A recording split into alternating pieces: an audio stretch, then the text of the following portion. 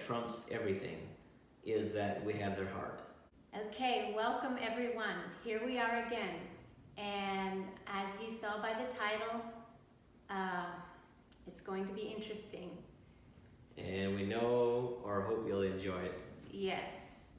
And disclaimer, we have never wrote a book about discipline or relationship with our children. We have never done any teaching on it. We are not professional in this. Just so you know, it's literally from experience, from what we've gone through, and just it's not even that much, but hopefully it'll bless you and even help you guys who have kids, give you some direction. So, and encouragement. Yes. And hope. Right. Yep. Again, I just echo Priscilla. This is just from our experience. Yeah. And so that's what today we're going to just share with you about our children. Yeah, we actually don't claim to know much at all. The more you grow with your children, the more you realize you don't have it all together. Right. You don't really know that much. Right now we're still in the trenches, and you know, in 20 years you can watch this video. In 2040 you can watch this video and you'll know what we did was the right thing. But just from for me being the youngest of 8 children, 8 living in our family, and her being 9, and she was in the middle, but I was the last one to get married, and all my siblings I think had children before I got married, so I had a great opportunity to watch them and to see what worked, what didn't work, and see how they did it and learn from them. And from there I gleaned a lot, and just watching, over the years I've watched as I was, you know, teenager, late teens, early 20s, and as I was married, I've just watched families, and I've had a lot of time to analyze. My personality is analytic, so I like to analyze things. That's one thing I just did, is watch families when their children were young, how they treated them, and then how their children turned out. And from that, we've gleaned a lot of information. And our desire is to have a family that we stick together, that there's no reason, no desire for them to leave the home until, you know, they choose to, for whatever reason. Maybe like we both were at home until we were married. That's a foreign concept in the American culture now. But there was no reason for me to move out of our home, my home I grew up in. I loved being at home. I mean, there was a lot of things, you know, how that is when you're a teen, early 20s, whatever. But I mean, it was basically free. My mom cooked, did all the clothes and everything for me, and I really appreciated that about that. And there was no reason for me to move out, and that's how we would want it for our children. We want them to they can live there until they, you know, feel called to go to somewhere else. Maybe they're on a missions, or maybe work, or they get married, whatever the reason might be, but they are welcome to stay in our home. There's nothing about 18 years old they need to move on or go to college. There's no pressure to do anything like that. So getting back to relationships with your children, like when I first got married and we had our set of twins, our first babies, it actually, for me, it seemed a little hard to get into motherhood for me. I didn't feel like I was as natural as some young moms, but,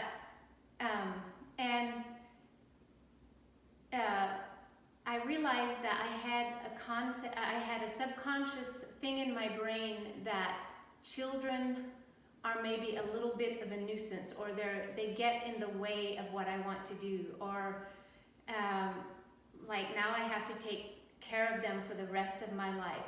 I love them with all my heart, but I still had that subconsciously in my brain, and I just want to say we need to get that out of our brain and realize that children are such an asset and a blessing to our life, and they become part of our life. They're literally a part of us, and they could be a future president or a future, you know, someone that is used greatly for the country or for business, or even just for raising another family. It's extremely important to have your children's hearts, and to know, and for them to know that they are very important in your life, and yet there needs to be balance. Mm-hmm.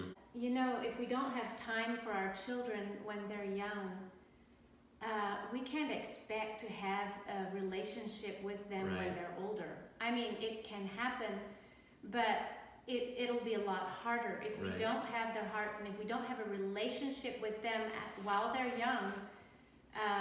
It will. Just makes it harder when they're older. Yeah. And don't lose hope. If you have older children and you don't have a very good relationship with them, I think there's always that opportunity to go to. Now, both of our oldest are 13, Mm-hmm. so we woke up one day not too long ago, a year ago, with teenagers in the house. Mm-hmm. 2 of them at their birthdays.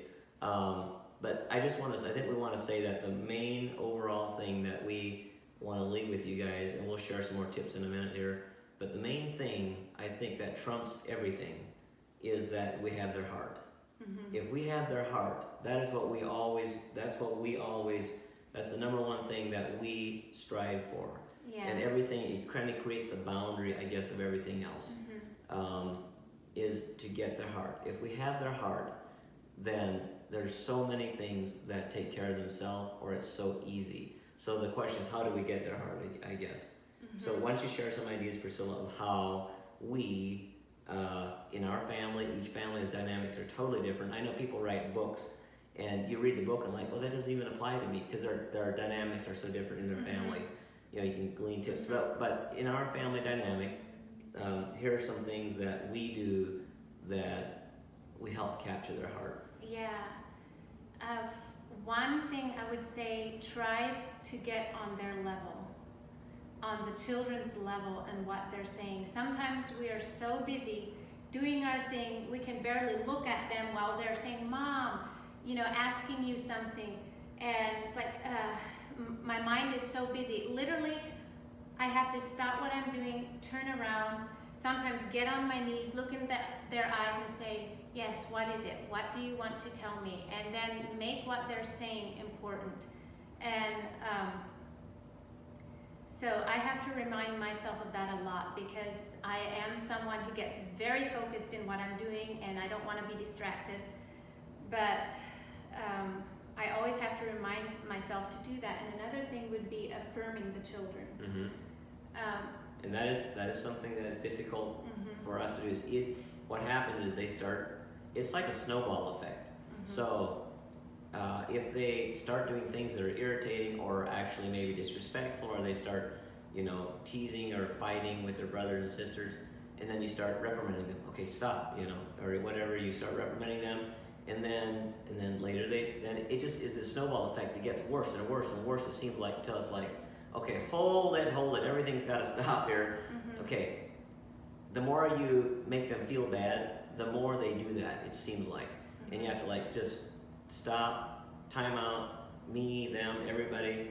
Okay, you know what? Here are some good things that you are really good about this, or I love you, and give them a hug and stop Mm-hmm. and start over. Sometimes you just have to do that, and the atmosphere clears, and it's just like the snowball effect. If they feel loved, if they feel like we're like we have their hearts, if they feel loved and affirmed and taken care of, Yeah. and then it's so much easier there's joy and peace and Yeah. Sometimes all they need is a touch or a hug from you. And sometimes I've already realized our children would be, you know, one of them would be just having a really hard day, and we try to, you know, discipline him, help him. And finally, we would just ask him, what do you need? And sometimes it literally was I just want a hug, Mom. And we just give him a tight hug. And so sometimes they're crying out for your attention, and just for a little bit of your time. Mm-hmm. So because this world is crazy busy. One other thing that we do, or some other things that we do, is we have, this is just anybody can do this, you can do this. We have jars, and we have date nights with our children. And you know, it's like the rocket or the spaceship when it goes up to the moon. I don't know what the percentage is, but it's only like, what, 2% of the time that it's actually on target.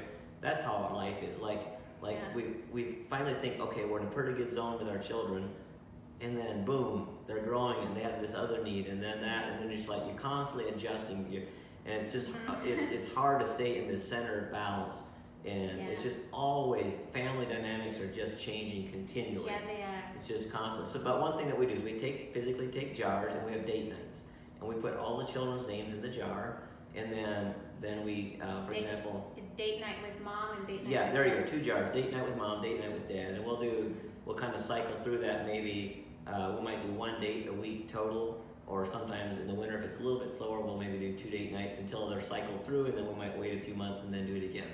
But we just put their names, and then it's a big deal. Somebody can draw a name out of date night with mom, and that week sometime that child gets to go on a date with mom.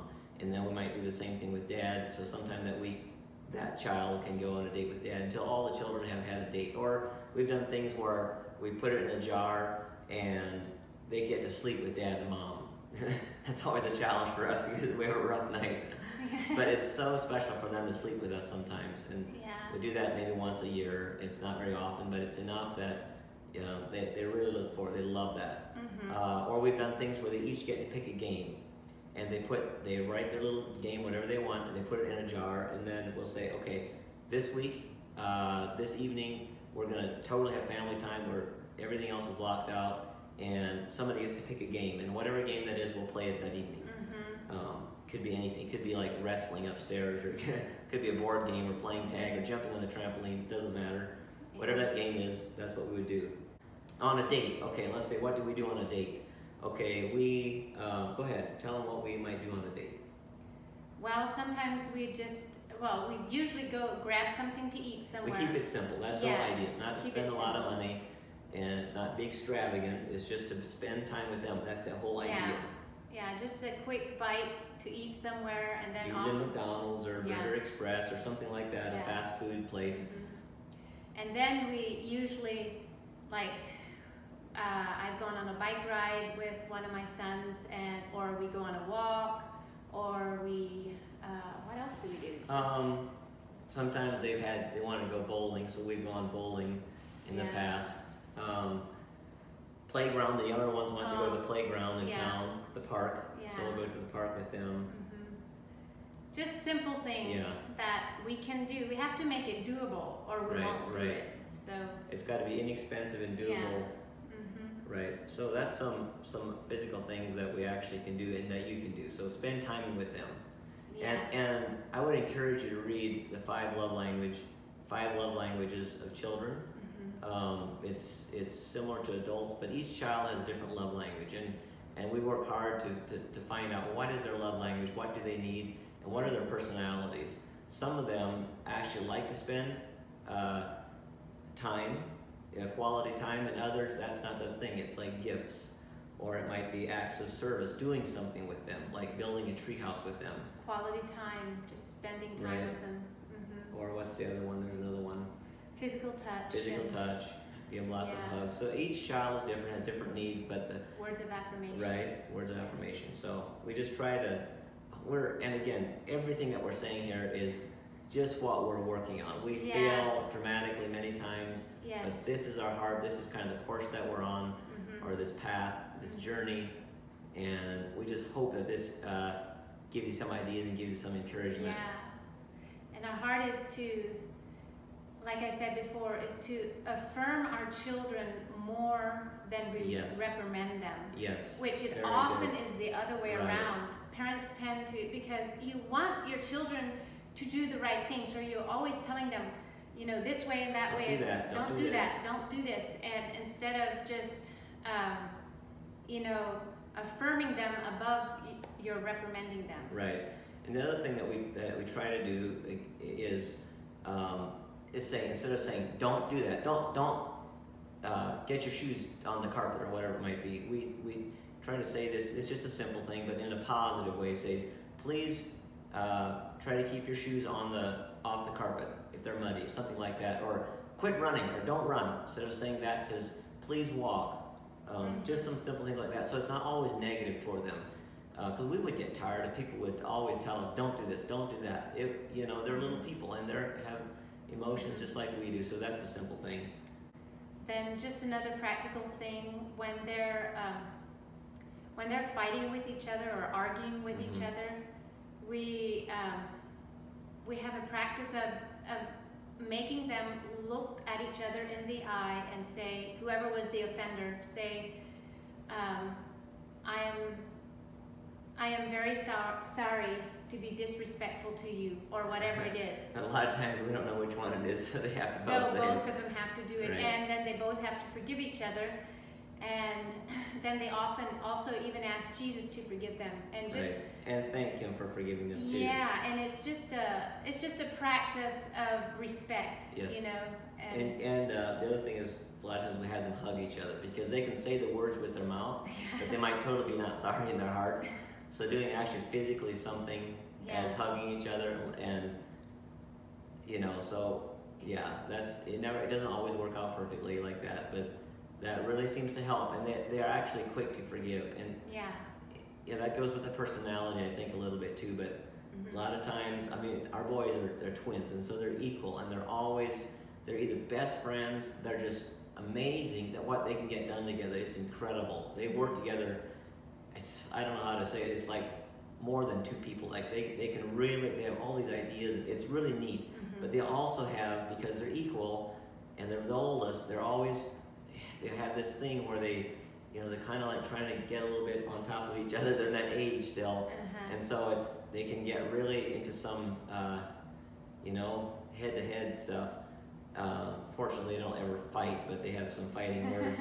So we have to say, hold on a minute, guys. And they're so quick. Within minutes, they're like tussling or wrestling or having a good time. So it's very quick and very fast a lot of times. But we have to say, hold on.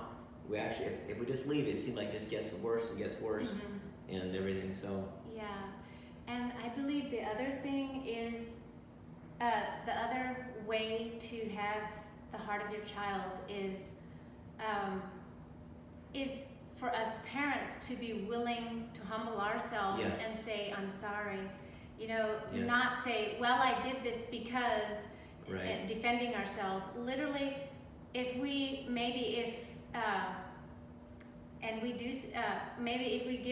give them a spanking, and we were kind of angry when we spanked them, and I go back to them later and I say, hey, you know what? I should have not spanked you at that time because I was angry. Right. And can you forgive me?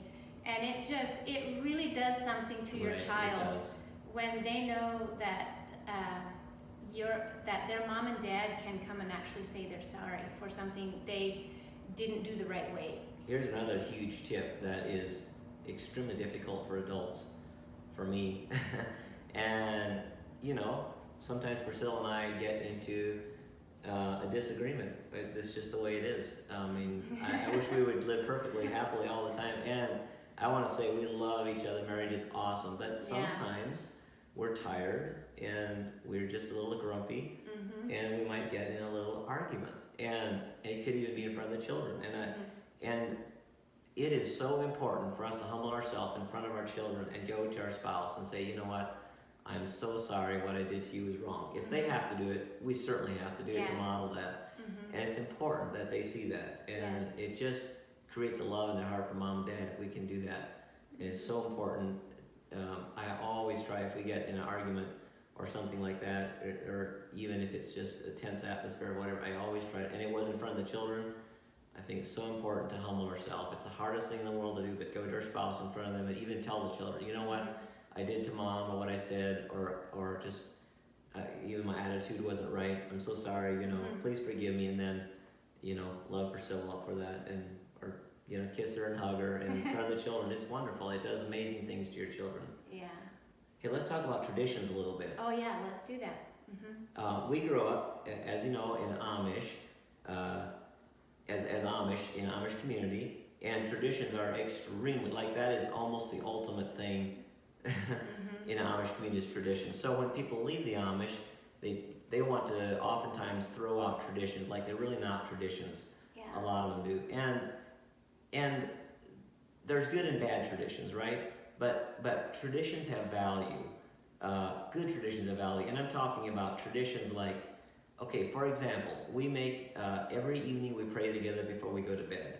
That's just something that the children, not only I believe is it pleasing to the Lord to do that, but it gives the children a desire to know the Lord and to follow Him and to thank Him for everything that they've got, their blessings, and to pray for people.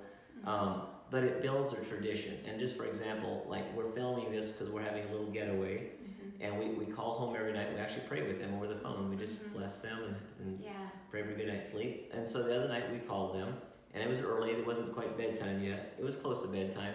And one of them says, "But Dad, are you going to call back?" He was really worried. Are you going to call back and pray with us? I'm like, "Yeah, we'll call back and pray with you when you're ready for bed." So it's important to them. I realize how important it is to them. It gives them security and value that we would call them and we would take that time and pray with them in the evening. So that's like one tradition that we have. What are some other traditions, some fun traditions or things? Yeah, so every year we try to go camping with them, and we usually try to go to as a family every camping. summer. Yeah. And usually we try to go to Glacier National Park. Yeah, Glacier National Park for a couple night camping, just with the family. And that's so important to the children. That's like they can't wait until that time comes. And then another one would be, we try to make a Friday night kind of special, like a Friday night. If there's nothing going on, we try to have like a Friday night dinner, just a special dinner. And we do eat dinner together. Like meals are important to us, like very important. We eat together whenever we can. Like every evening we eat together. Priscilla makes amazing food, dinner. We all sit down, we talk about the day, and the children are a lot more younger, so it's a lot of this, not baby, but it's like just stuff, right? It's not that important, but to them, it's we're together at a table, and that's a tradition that we have. Yes, I believe that is important to at least have meals together as much as possible. Right. So Friday nights, and often my husband will take the time to actually bless each of the children that night, just say a blessing over them. So I just go around and I just put my hand on their shoulder and I just tell them some good things about them. Hey, Wyatt, you know what? You have such wisdom. You're so full of wisdom. And I'm so happy that you're part of our family. And you are just such a blessing to us. Thank you for all you did this week to help us out. And that you're so kind to your brothers and sisters, and that you're feeding the chickens. You're doing such a great job taking care of the chickens for us. And you're so valued. We're so happy. Just some of the things like that. And it just brings, like, they're just sitting there grinning, soaking it in. They love it. It just brings life to them. Yeah. So, it sounds like we're a perfect family. We're not a perfect family. But hey, it is so fun to see your children alive and growing. And it's so enjoyable to have a good family atmosphere, a good family dynamic. Yeah. You don't want to shut your children down to, just every time not allow them to speak, or just you actually want to hear them. But on the other hand, you don't want to let them whine or complain or make excuses. Right. We don't need that in our house. It just so when they do that, when they whine about chores or anything, they will get another chore on top of that. I will often just give them another chore, say, hey, there was too much whining, you will get another chore. Which sounds kind of mean, but it really works. It makes them stop whining, and because sometimes they'll start whining again, and I'll just say, well, maybe I need to add another one. And that, I don't know if it's a good thing, but it helps. It helps with the whining, and I just tell them there's just no whining allowed in this house. And although, just like you said, we're not a perfect family. We do not have it all together. Right. So just so you know.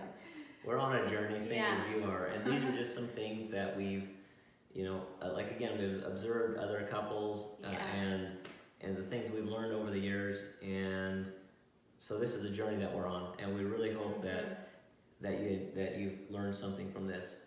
Yeah. So our heart is to groom the next generation for success. That's I mean, right. Groom them to be successful Right. in life, in every Yes. area of their Yes. life. Yes. Not just in one area, but in every area. That's right. So many people that we see nowadays, especially like celebrities, they're successful maybe in business or in arts or whatever it might be, but they fail miserably in relationship or finances or whatever. And we desire our children to be successful in all areas of their life, as do you. We know you do too. So, yeah, be blessed. We hope that this encouraged you. Hey, maybe you've got a ton of questions that we didn't answer. If you do and you really enjoyed this, let us know. Leave some questions in the comments and we will do our best to answer them. If there's too many, we might just have to do another one of these if you guys enjoyed it. And don't forget to subscribe to our channel if you enjoyed this. We appreciate that very much. And we're just a small channel. We've only been doing this a short time, but we're growing, and it is really enjoyable to read your comments. Yes, and if you have listened to us till the very end, you are pretty awesome. So, thanks so much, and God bless you.